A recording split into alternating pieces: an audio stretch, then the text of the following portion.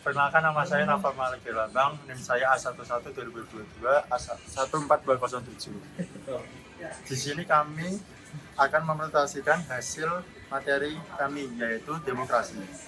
Demokrasi adalah sebuah bentuk kekuasaan atau kratein dari untuk rakyat atau demos, artinya negara yang diselenggarakan berdasarkan kehendak dan kemauan rakyat. Atau demokrasi adalah bentuk pemerintahan di mana semua warga negaranya memiliki hak yang sama untuk pengambilan keputusan yang dapat mengubah hidup mereka. Meskipun rakyat berkuasa atau government of rule by the people, tetapi prakteknya ketidaktentuan tentang lembaga-lembaga. Artinya demos bukanlah rakyat keseluruhan, tetapi hanya populus tertentu saja, yaitu mereka yang berdasarkan tradisi mengontrol akses ke sumber kekuasaan atas hak prerogatif dalam pengambilan keputusan yang berkaitan dengan pemerintahan.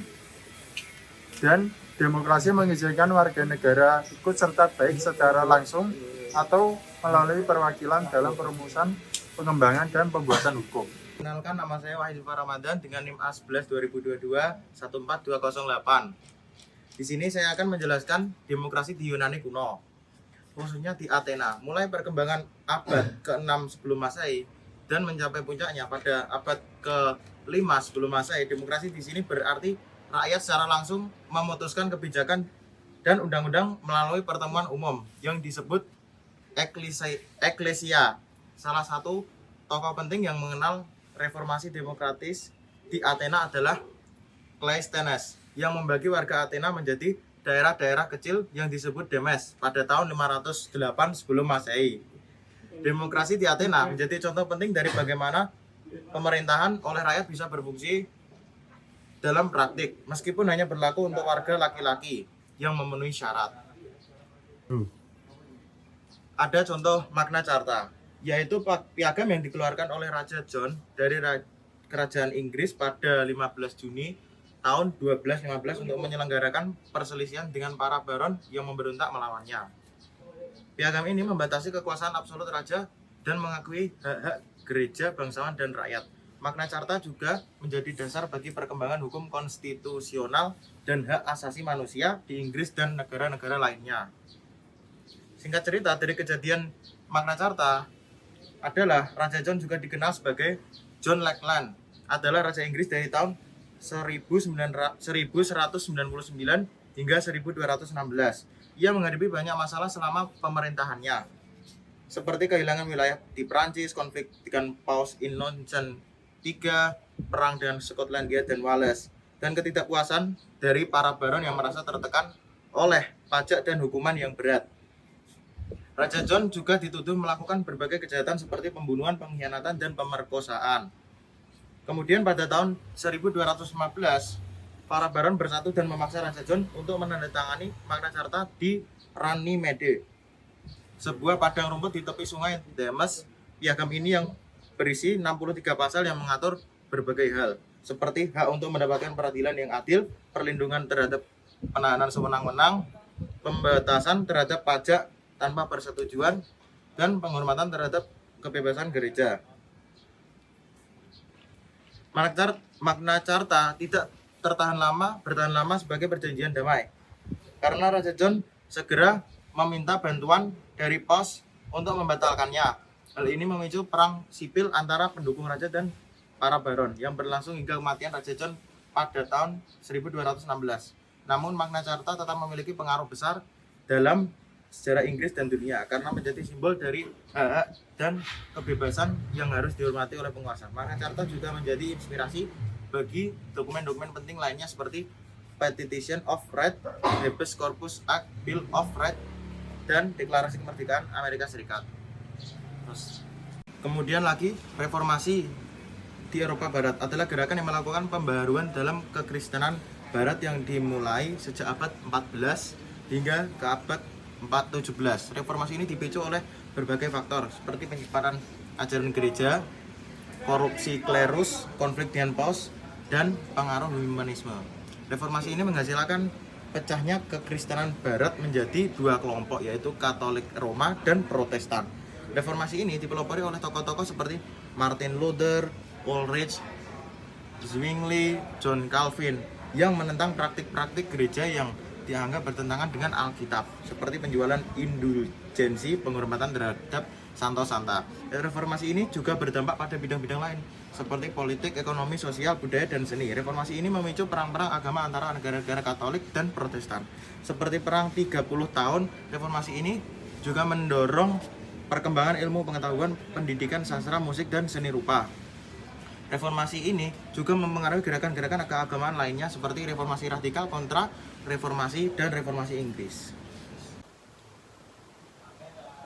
Perkenalkan, nama saya Afrilian Putra Bintang Pratama, NIM A11 2022 14245. Kemudian ada Renaissance, adalah periode penting dalam sejarah yang menandai kebangkitan kepentingan terhadap seni, budaya, dan pengetahuan di Eropa pada abad ke-14 hingga ke-17.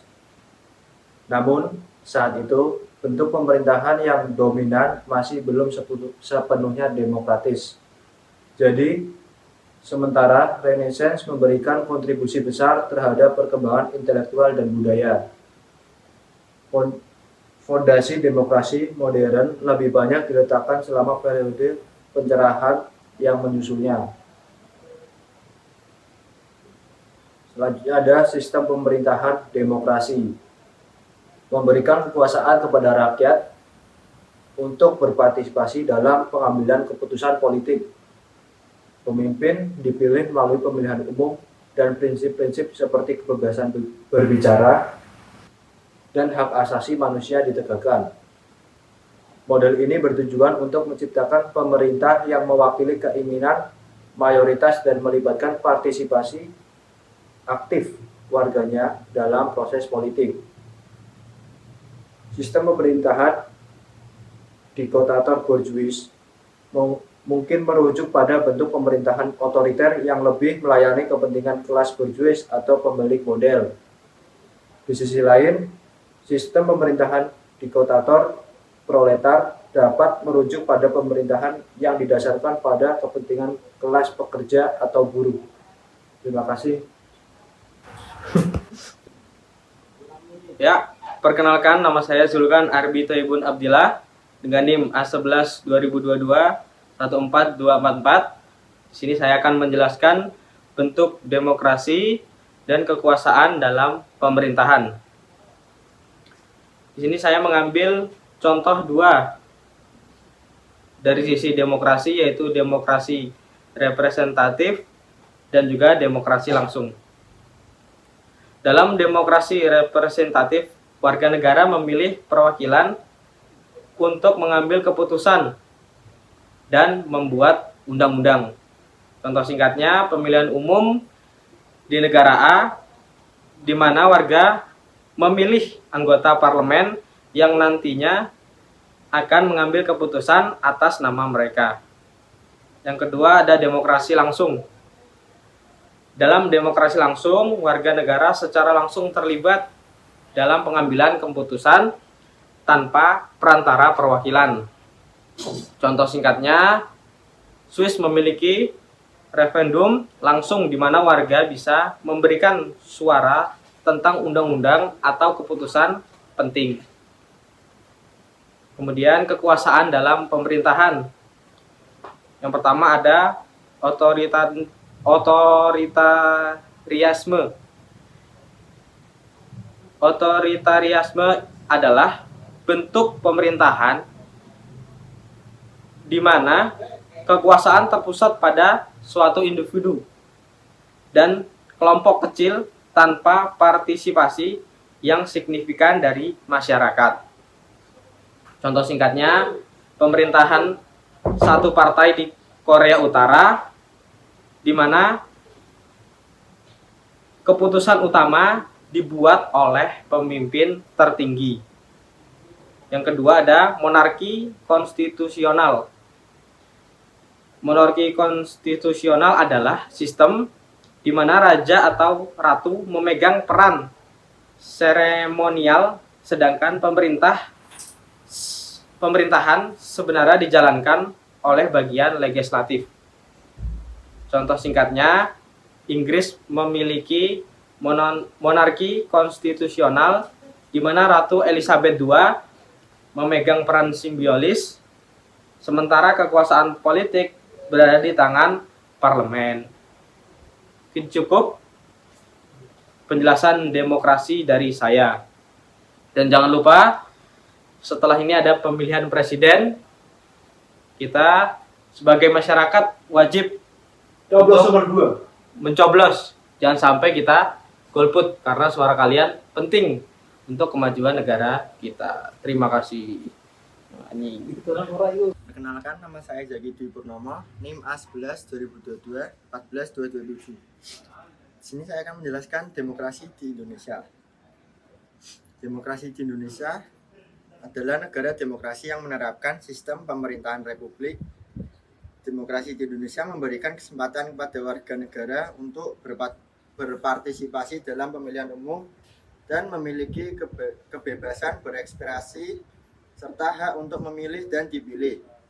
Sistem demokrasi di Indonesia terdiri dari 3 cabang kekuasaan, yaitu eksekutif, legislatif, dan yudikatif. Meskipun demikian, seperti halnya negara lain, Indonesia juga memiliki tantangan dalam mewujudkan demokrasi yang ideal, termasuk isu korupsi, ketimpangan sosial, dan tantangan dalam penegakan hukum. Dalam sistem kepartaian ada 3 sistem, yaitu polyparty system, biparty system, dan monoparty system. Sistem pemerintahan negara ada 4 sistem: pemerintahan diktator atau borjuis dan proletar, sistem pemerintahan parlemen, pemerintahan presidentil, dan pemerintahan campuran. Berikut jenis-jenis demokrasi yang ada di Indonesia. 1.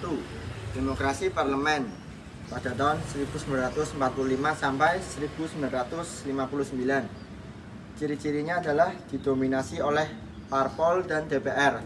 Akibatnya persatuan untuk melawan musuh menjadi kendor sesudah kemerdekaan. Kedua, demokrasi terpimpin tahun 1959 sampai 1965. Berciri-ciri dominasi presiden, peran parpol terbatas, peran ABRI sebagai unsur sospol, menyimpang konstitusional, dan menampilkan aspek demokrasi rakyat. Perkenalkan, nama saya Singgara Mahendra dengan NIM A11 2022 14246. 3. Demokrasi Pancasila dari tahun 1966 hingga 1998. Orde Baru, ciri-ciri: yang pertama, sistem presidentil; kedua, landasan formal PS, UUD, dan ketetapan MPR; yang ketiga, peran presiden semakin dominan terhadap lembaga-lembaga negara lain; yang keempat, Pancasila hanya sebagai legitimasi politik saja; yang keempat, demokrasi Pancasila dari tahun 1999 hingga sekarang. Orde reformasi, ciri-ciri: yang pertama, multi partai politik menonjol; yang kedua, trias politika hanya berlaku pada saat pemilu saja, setelah itu lebih ke arah pembagian kekuasaan antara presiden dan DPR; yang ketiga, berusaha mengembalikan perimbangan antar kekuatan antar lembaga negara.